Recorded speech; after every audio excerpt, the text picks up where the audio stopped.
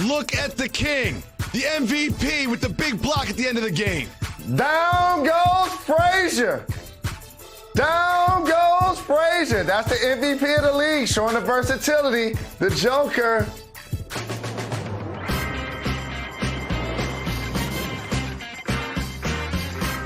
He is Jalen Rose. I'm David Jacoby. We are Jalen and Jacoby. What What up, exactly though? is it that we do, We get the Mr. people Rose?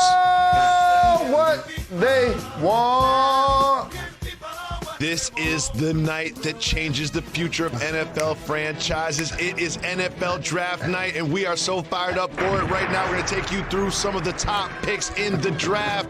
An explosive draft. However, no drama at number one, number two. We know it's going to be Lawrence to the Jags, Wilson to the Jets. But number three, we've been talking about this number three pick. It seems like 3 months we've been talking about this pick. Jalen, what do you think Kyle Shanahan and the 49ers do with the number 3 pick? Did you say Kyle Shanahan? Hey, Kyle, what are you going to do with the pick, Kyle? Let Kyle tell me what he's going to do with the pick. How about that? I can't guarantee that anybody in the world will be alive Sunday. You probably shouldn't even make a pick then. Probably shouldn't make a pick. It doesn't really matter. When you put it in that perspective, it doesn't even matter. So what are we even talking about? None of this matters. The world's not going to exist. So now I'll take cues from him. On paper, it seems like if you're going to move up to number 3, you got to go for the home run hitter, somebody that's dynamic, somebody that can do it with his legs and do it with his arms. So Trey Lance might be your guy. But I think they're going to take the combination of between Trey and Mac Jones because Justin Fields in the pocket is extremely accurate. They have a terrific defense. I feel like playing at Ohio State in the Big Ten has prepared him for this. I think because of this long period, he's gotten overlooked and taken for granted. He's your guy, Shanahan. Take Fields. Take Fields. That's my choice for the 49ers. Well, that's who you think they should take. However, I think that they will take Mac Jones. And you know what else I think? I think they're going to regret it. They've been talking about Mac Jones the whole time. There's reports that Mac Jones is Kyle Shanahan's pick, and they're going to regret this. I guarantee if they take Mac Jones, they will regret passing up on Lance and Fields. And this is going to be a disappointing evening when 49ers fans look back to see they traded up for that guy. You traded up and picked that guy. That guy right there. I look better with a shirt off than the potential number 3 pick in the NFL draft. That's never a good idea. That's never a good idea if you are the 49ers. Yes, true story. But I'll tell you what. You got to have some irrational confidence to show up looking like that and have a cigar in your mouth after y'all just won the national championship. So for Mac Jones and his family, I want to make sure I give y'all props because he is compared to the GOAT, Tom Brady. He is. Jalen, I'm very upset about the number 4 pick.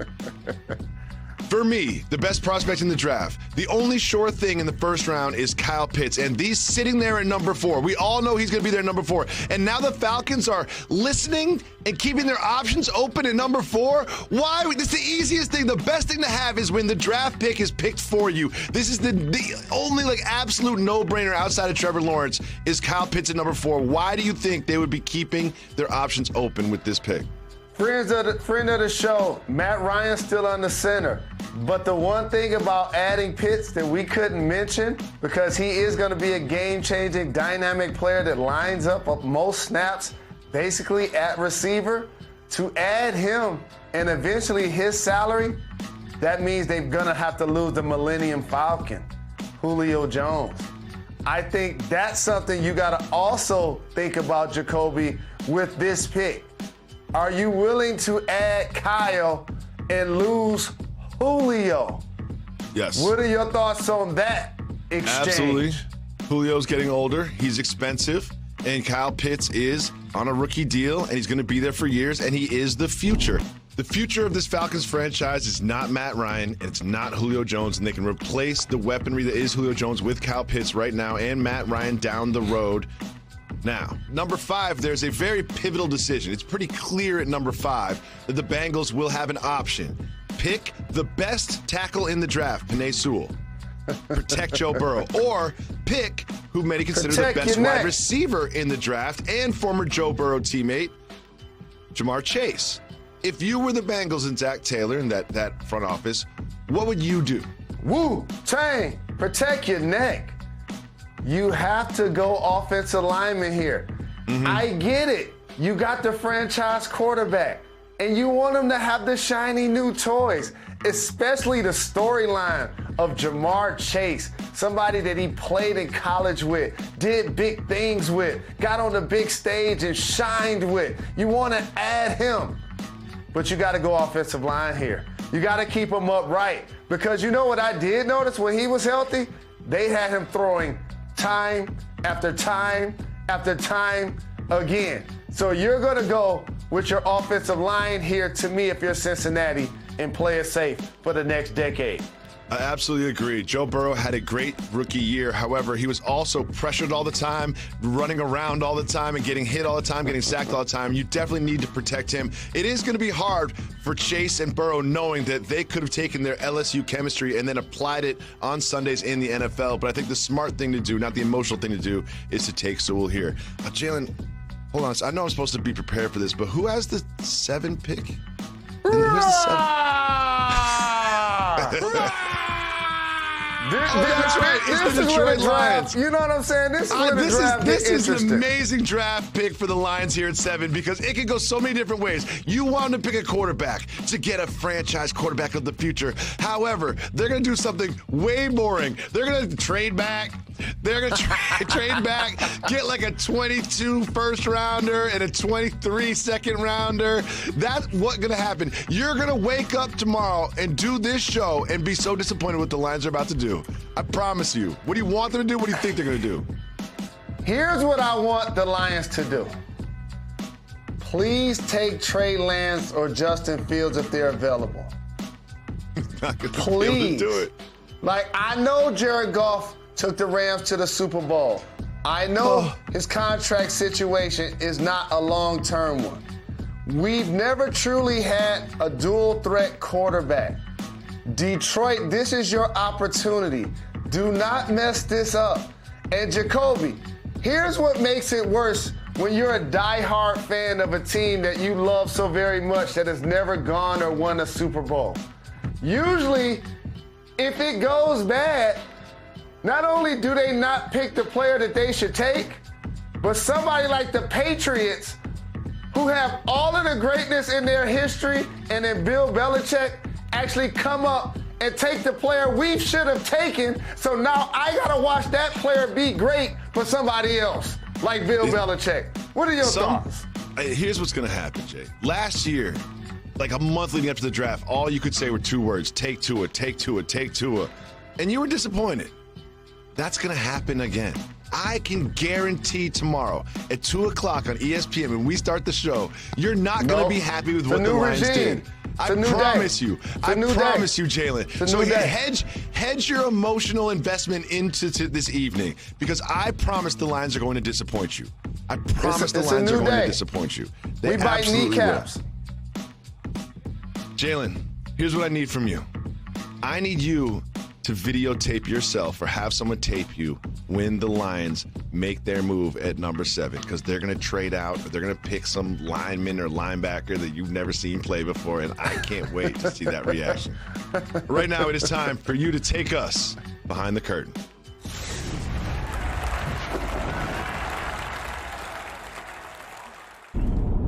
Jalen, I always appreciate doing this show with you because you offer the perspective of someone who has been there before, and this evening is going to change the lives of so many young men and their families. Take us behind the curtain. What is the draft day preparation and draft night experience like for a high prospect? Dreams come true. It's a life-changing event for so many ways, for so many reasons. Number one, you've worked extremely hard, made all of the sacrifices that you hope to now accomplish the goal of playing in the NFL. But then there are other goals.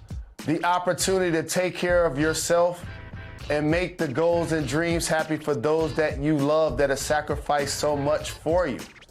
And also the dynamics of your life and relationships change. you now go in many ways from being a member of the family and a member of the crew to the CEO. A lot of people that are in your life also become your staff in a lot of ways. It's a lot to juggle for a young entrepreneur, a young professional, but this is what goals and dreams are made of. That moment changed the life and the dynamics of my family forever. And lastly, Jacoby, there's also a different acknowledgement or a different there's a different responsibility when you get drafted if your family does not already live in the suburbs. And what I mean by that, it's a first generation lift. That you're now moving your family to the suburbs and you got an opportunity to put your kids in better schools and your nieces and your nephews and your cousins, and it literally lifts the dynamics of generations of one's family. So congratulations to all of the draft picks, and also big shout to those who don't get picked. It don't mean that your goals or dreams ain't gonna happen. You just gotta work a little harder and keep doing your thing. That's a really good point at the end there. And also, let's not forget, tonight is just round one. There are so many rounds in this draft and so many human beings and families whose lives will be changed forever through this process. Jalen, the Suns sent a statement to the Western Conference last night with a pretty convincing win against the Clippers, and that man CP3 did what he does. We'll discuss that much. Team in New York City, welcome back to Jalen and Jacoby. Jalen, it is now time where you decide what we discuss. It is Keep It Moving. If you would like to discuss a topic, say hit the brakes. If not, you and Meth Man jump in the minivan and keep it moving. And we start with the Phoenix Suns, who did something last night they haven't done in over 10 years. They beat the Clippers to separate themselves from the Clippers between 2 and 3 in the seeding, but they also clinched a playoff berth. Jalen, what do you expect from this team in the playoffs? I expect this Phoenix team to be able to advance. And I know as a young squad where Devin Booker, Mikal Bridges, DeAndre Ayton, the core group of those guys have not been in the playoffs, as a one possible 2 seed, that should be a team that I say is my favorite to win the West. But that remains to be seen in the league that still has the Los Angeles Lakers and potentially the healthy Clippers. But what I will say is CP3 needs to get more conversation for MVP. And I appreciate the fact that they were not in the playoffs last year, but now they're one of the best teams in the conference. I believe, Jacoby, he's going to get a lot more votes than you realize. The Joker's going to win the award, but CP3 has been putting the league on notice the entire year, and I think this late surge is really going to help that candidacy. I agree. He's going to get a lot of votes, but he's not going to get a lot of number one votes because you fill out 5 names on that ballot. So he's going to get maybe some more 2s instead of 4s than he used to, but Jokic is going to get the majority of those number one votes, and he's also going to get your number one vote too. Very quickly, watching this game, I realized something. Remember last year, the Clippers underperformed in the bubble, and a lot of that had to do with chemistry issues. Seems like they never really played together. Well, look at this.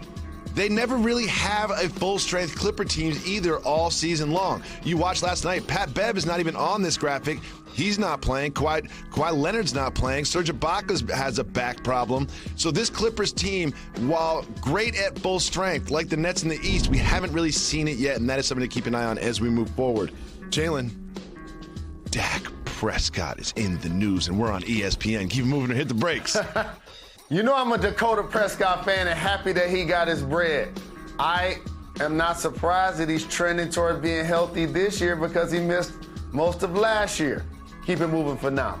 We keep it moving. We keep it moving. A pretty significant quarterback trade on the eve of draft day. Keep moving or hit the brakes. John Elway keeps searching, trying to find that long-term solution at quarterback. Peyton Manning got him a Super Bowl. Teddy Bridgewater. I'm happy that he gets a chance to resurrect himself as a starting QB. Keep it moving for now. Keep moving. We keep it moving. We keep it moving.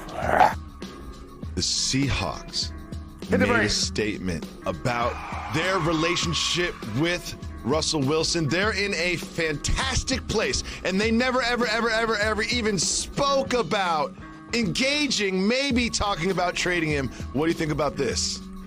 I think that they're speaking, and he isn't. Did they do something to address the offensive line just yet? Because when I heard him say that my body has gotten hit more than any quarterback since I've been in the league, and I hope we address that. Did that happen yet? Not yet. Not exactly. Okay. But it's draft night. Okay, got it. So talk to me then. We will see what they do this evening.